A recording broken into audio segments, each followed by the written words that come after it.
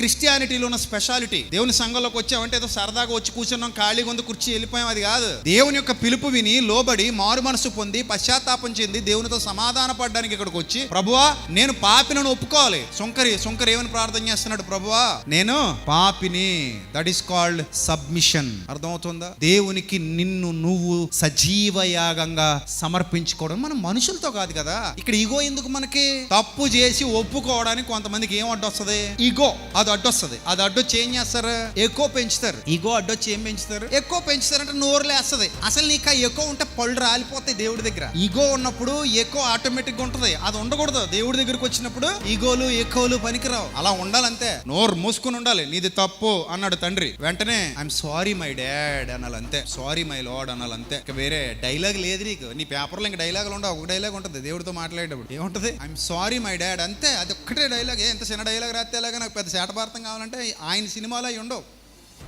ఆయన సినిమాలో ఏముంటాయి?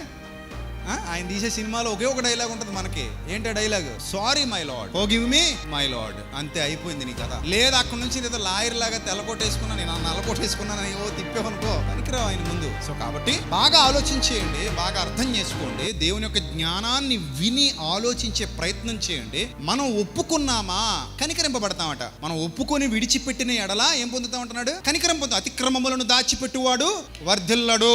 వాటిని ఒప్పుకొని విడిచిపెట్టిన వాడు ఏం పొందుతాడు? కనికరం పొందుతాడు.